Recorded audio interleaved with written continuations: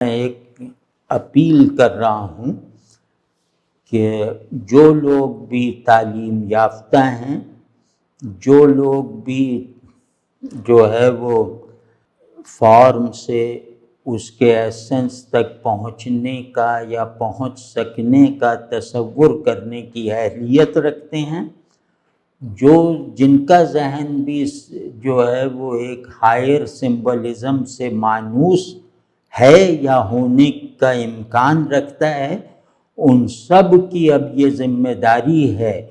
کہ وہ ایمان پر یعنی کہ ذہن پر ایمان کی کیا کیا برکتیں ہو سکتی ہیں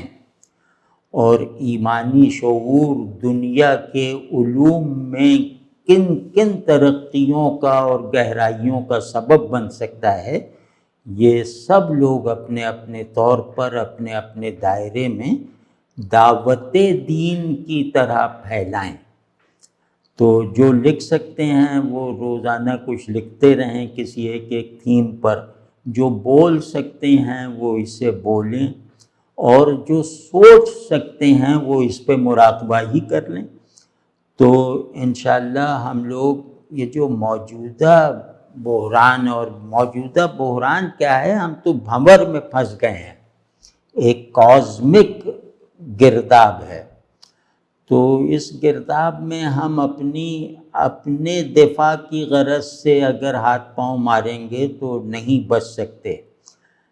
ہم اگر اپنے دین کے محافظ بن کر اپنے دین کے لیے اس گرداب کو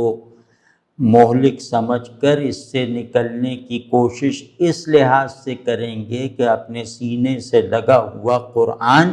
اس میں بھیگے بغیر ساحل تک پہنچ جائے،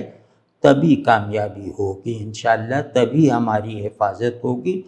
تو آپ لوگوں کا کیونکہ دینی علوم میں اب وہ دینی تعلیم میں وہ جان نہیں دکھائی دیتی کہ وہ بالکل ہی مختلف نوعیت کے ان چیلنجز کا سامنا کر سکے،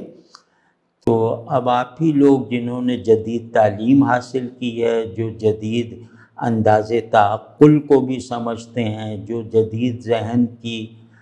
کمزوریوں کو اور قوتوں کو دونوں کو جانتے ہیں، اور پھر اس سارے شعور کو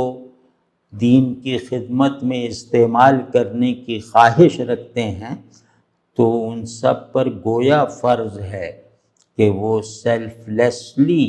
یہ کام کریں، اور ورنہ پھر بہت مشکل ہے، بہت ہی مشکل ہے۔ اور جیسے اب ہر آنے والا سال گویا ہمیں موت سے قریب کر رہا ہے۔